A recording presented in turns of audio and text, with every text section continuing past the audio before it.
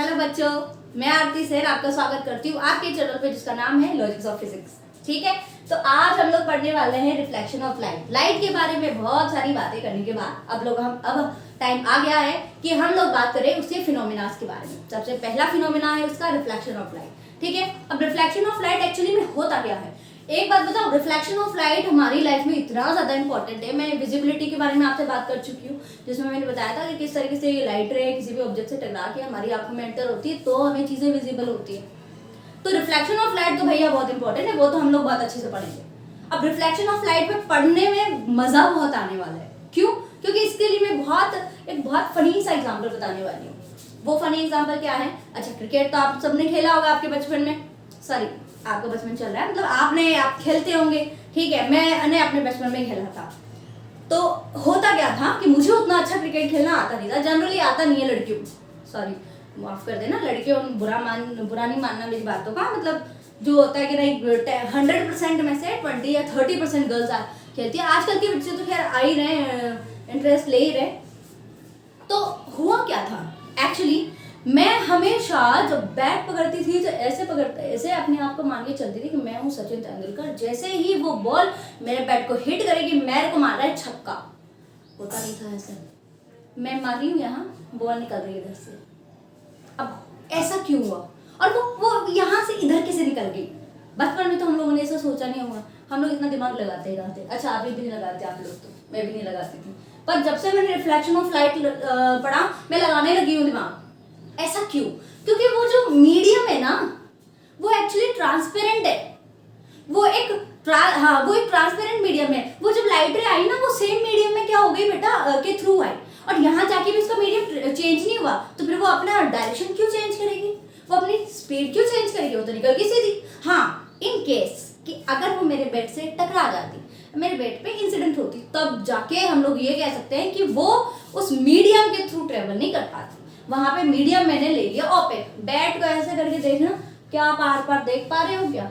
अरे हम लोग तो ना इससे वो आप लोगों ने पता नहीं बचपन में क्या है कि नहीं, ऐसे नंबरिंग कर देते, ऐसे लाइंस खींच देते थे 1 2 3, किसकी बारी कब आएगी, किसकी बारी कब आएगी। तो क्यों ऐसा कर कैसे पाते थे? क्योंकि उसमें हम लोगों को ट्रांसपेरेंसी नहीं थी ना, हमें दिखता नहीं था। ठीक है, अब ये चीज हो गई। आपको ये चीज समझ में आ गई कि अगर मीडियम ओपेक हो जाएगा तो उसके थ्रू लाइट रे नहीं गुजरेगी, तो फिर करेगी क्या? क्या बैठ के इंतजार करेगी कि मीडियम कब चेंज होगा? नो, वो एक्चुअली क्या करेगी वो देखो।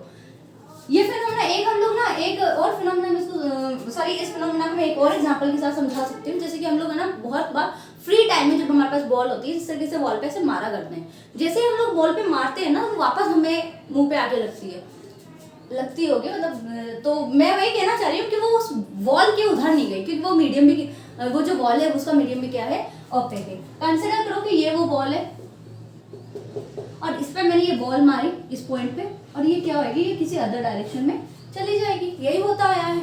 अब चेंज कर देते हैं। ये मैंने बॉल ना लेके ये लिया है मिरर। अच्छा, मिरर होता क्या है? बहुत बार हम लोग ना मिरर, ग्लास, इन सब में बहुत कंफ्यूज हो जाते हैं। एक्चुअली अगर मैं एक स्ट्रेट लाइन खींच दूं तो मैं उसको ग्लास समझूंगी। ठीक है, पर अगर ये ड्राइंग की भाषा में समझा रहे हैं, फिजिक्स की भाषा में, और अगर मैं पीछे ऐसे dash dash dash dash dash ये कर दूं तो मुझे पता नहीं आ रहा है। एक्चुअली ये मैंने इसलिए किया है ताकि मैं इसको शो करूं कि ये मिरर है। अगर कहीं भी आप इस तरीके का ये देख रहे हो, इसका मतलब ये है कि इस साइड हमने पॉलिशिंग की है, ये वाला साइड, इसका ऑपोजिट साइड क्या है, रिफ्रैक्टिंग सरफेस है। अब हुआ क्या, ग्लास के थ्रू आप आर पार देख पाते हो, ग्लास डोर होता है तो आप क्लियरली आर पार देख पाते हो, ट्रांसपेरेंट मीडियम है वो। पर अगर उसके पीछे हम लोग करते पॉलिशिंग, तो आप फिर उसमें अपना शक्ल देख पाते हो, अपना चेहरा निहार पाते हो, पर क्या उसके आर पार देख पाते हो? क्या नहीं देख पाते। तो हुआ कैसे, जब मैंने इस मिरर पे इस डायरेक्शन से इस पॉइंट पर लाइट रे इंसिडेंट करी, ये जो इंसिडेंट हुई है ना, ये ए मान लेते हैं, इस पॉइंट को ओ और इस पॉइंट को बी। तो ये जो ए ओ जो लाइट रे है, मैं यहाँ लिखूंगी, ये है हमारी इंसिडेंट रे, क्योंकि इस पे इंसिडेंट हुई है ना, तो इसको इंसिडेंट रे नाम दे देंगे। जिस पॉइंट ओ पर ये इंसिडेंट हुई है उसे पॉइंट ऑफ इंसिडेंस बोल देंगे। ये देखिए, ठीक है। अब हुआ क्या कि इस पे आने के बाद ये रुकी नहीं, बैठी नहीं, उधर भी नहीं गई, तो जाएगी किधर? ये टकरा के किसी अदर मीडियम में, किसी अदर डायरेक्शन में चली जाएगी। और वो डायरेक्शन क्या है? ओ बी, जिसको बोल देंगे हम लोग रिफ्लेक्टेड रे।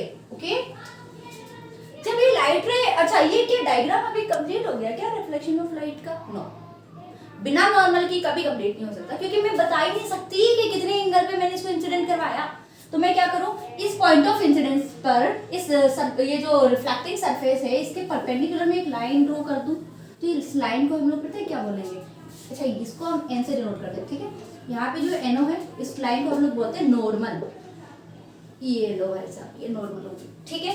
अब बात आई एंगल की, तो जो लाइट है हम लोगों ने इंसिडेंट करवाई, वो नॉर्मल से जितने एंगल पे इंसिडेंट हुई है उस एंगल को बोल देते हैं हम लोग एंगल ऑफ इंसिडेंस। अभी आपको लग रहा होगा कि ये ऐसा लिखवा रही है मैम, क्या काम है इनका, फालतू है ये वो। इनसे न्यूमेरिकल्स बनते हैं बेटा बोर्ड्स में भी, ठीक है, ऑब्जेक्टिव्स में भी आते हैं बहुत बार। तो ये बहुत इंपॉर्टेंट है समझने के लिए। और ये नॉर्मल और ये जो रिफ्लेक्टिंग रे है, रिफ्लेक्टेड रे है, इसके बीच में जो एंगल बनता है बेटा, इसको हम लोग बोलते हैं angle of reflection, theta R, angle of reflection, ठीक है। अब ये सरफेस देख लो, अब मैं शुरू से बता देती हूँ एक बार। अगर मैं इस सरफेस की जगह अगर मैं ग्लास ले लेती, ठीक है, तो ये जो लाइट रे थी ये इसके आर पार निकल जाती, क्योंकि वो ट्रांसपेरेंट था। वो मीडियम, वो मतलब इस लाइट रे के लिए वो मीडियम एक ट्रांसपेरेंसी हो गई ना वहां पर, तो लाइट रे निकल सकती है, हम लोग इसके आर पार देख सकते हैं। अच्छा, ट्रांसपेरेंसी से मुझे एक बात याद आई कि आजकल जो लोग हैं वो ट्रांसपेरेंसी पे बहुत ज्यादा बिलीव करने लगे। पहले के जो लोग होते थे ना बेटा, तो वो हमारे घर में क्या पक रहा है ये भी नहीं बताया करते थे। और आजकल के जो सोशल मीडिया है उसका लोग इतना ज़्यादा मिसयूज करने लगे हैं कि हम लोग ना कब उठ रहे हैं, क्या खा रहे हैं, कहाँ जा रहे हैं, क्या पहन रहे हैं, किसके साथ जा रहे हैं, कहाँ कब जाते हैं, कब आते हैं, हम लोग सारा अप टू डेट हम लोग हमारी पब्लिक को दे रहे हैं। ट्रांसपेरेंसी बना रहे हैं भाई हम लोग हमारी पब्लिक के, और हमारे बीच में फैन फॉलोइंग है, वो फैन है हमारे, उनको पता होना चाहिए, ताकि वो जब उनको मन करे वो हमारा किडनैप कर सके, लूट सके हमको। लूटो भाई, बहुत पैसा है, यही करते हैं ना, नहीं करना चाहिए। क्यों? ट्रांसपेरेंसी रखिए आप, ट्रांसपेरेंसी अच्छी लगती है बेटा रिश्तों में, अपने पेरेंट्स के साथ जो आपका रिलेशन है, अपने भाई बहन के साथ आपका जो रिलेशन है, आपके जो दोस्तों के साथ आपका रिलेशन है, उसमें आप ट्रांसपेरेंसी रखें तो उसकी वैल्यू होती है, वो रिश्तों को मजबूत करती है। पर ट्रांसपेरेंसी आप पब्लिक को दिखा रहे हो, तो एक्चुअली वो जो पब्लिक है जो आपको देख रही है ना, उनको कोई इंटरेस्ट नहीं है कि आप कहाँ जाते हो, क्या खाते हो, ठीक है। हाँ, आपको इंटरेस्ट है कि दुनिया आपको देखे, तो वो एक अलग बात है। फुटेज खाना जिसको बोलते हैं आजकल लोग, पर ये आजकल लोग फुटेज खाने के चक्कर में, ठीक है, एक और वर्ड होता है कि ये ना, हाँ, अटेंशन पाना, अटेंशन। तो अटेंशन पाने के चक्कर में आजकल लोग बहुत सारे इस तरीके की इंसिडेंट्स के शिकार हो जाते हैं, ठीक है। तो प्लीज ये थोड़ा सा आप कम करें, या अपनी, ये मैं आपकी सिक्योरिटी के लिए ही बोल रही हूँ कि आजकल क्राइम्स बहुत ज्यादा बढ़ रहे हैं, तो आप थोड़ा सा ध्यान रखें इन चीजों को, ट्रांसपेरेंसी उन चीजों में ना मिले। तो ये ट्रांसपेरेंसी नहीं हुई, हम लोगों ने ऑपेक कर दिया। ऐसा नहीं है ट्रांसपेरेंसी रखो तो ही फायदा है, देखो ट्रांसपेरेंसी नहीं रखी हम लोगों तो इसमें पेंट कर दिया, तो देख लो कितना अच्छा। अब आप इसमें अपनी शक्ल देखो, अपने बाल देखो, ठीक है। तो ये रिफ्लेक्शन हो गया। अब रिफ्लेक्शन यहाँ पे हमारा खत्म नहीं होता है, अभी पहले तो मैं इनकी सारी डेफिनेशंस बता दूंगी, और रिफ्लेक्शंस के लिए 2 रूल है, वो 2 रूल भी हम लोग पढ़ेंगे, पर शायद अभी इस वीडियो में हम लोग सिर्फ इनके डेफिनेशन देख लेते हैं, नेक्स्ट वीडियो में हम लोग इसके रूल भी देख लेंगे, ठीक है। तो ये आप नोट कर लीजिए। चलिए डेफिनेशन देख लेते हैं हम लोग। सबसे पहले डेफिनेशन हम लोग देख लेते हैं रिफ्लेक्शन ऑफ लाइट की। रिफ्लेक्शन ऑफ लाइट कहता क्या है? The phenomena of bouncing back of ray of light when it is incident on polish surface. किसी पॉलिश सरफेस पे, किसी ओपेक मीडियम पे अगर ये इंसिडेंट होती है तो ही लाइट रे रिफ्लेक्शन का जो फिनोमेना है वो शो करेगी।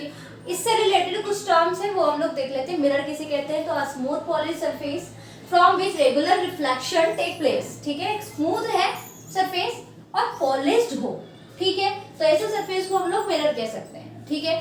बात करें सेकंड की incident ray, ray of light which travels towards the mirror is called. एक रे ऑफ लाइट जो किस तरफ ट्रेवल करे, मिरर की डायरेक्शन में ट्रेवल करे, तो वो जो लाइट ऑफ रे है वो हमारी इंसिडेंट रे कहलाएगी।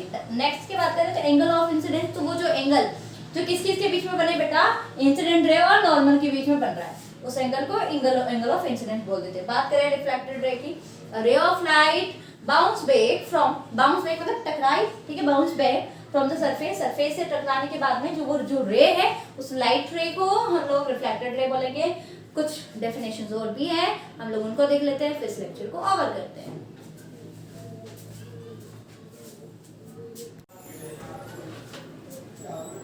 जी, तो अब बात करें एंगल ऑफ रिफ्लेक्शन और नॉर्मल की डेफिनेशन की, वो हम लोग जल्दी से कर लेते हैं, फिर इस लेक्चर को ओवर करते हैं, ठीक है।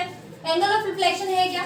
एंगल ऑफ रिफ्लेक्शन जो रिफ्लेक्टेड रे और नॉर्मल के बीच में जो बनने वाला एंगल है उसे एंगल ऑफ रिफ्लेक्शन कहते हैं, ठीक है। मैं अभी सब चीज समझा चुकी हूँ, एक बार आपको डेफिनेशन पढ़ के सुना रही हूँ। ये हम लोग इसलिए करते हैं ताकि हमारे नोट्स भी साथ के साथ में बने, ठीक है। बात करें नॉर्मल की डेफिनेशन की, the perpendicular drawn at the point of incident, surface थी, उसके पॉइंट ऑफ इंसिडेंट पे एक परपेंडिकुलर लाइन हम लोग ड्रॉ की, उस लाइन को हम लोग क्या बोलते हैं? नॉर्मल, ठीक है। ये हमारा आज का लेक्चर है। आज के लेक्चर में बस इतना ही। आई होप आपको समझ में आया होगा, और अगर आपको ऐसी ही और वीडियोस चाहिए तो प्लीज हमारे चैनल को सब्सक्राइब करें, लाइक करें, शेयर करें। Thank you so much for watching this video.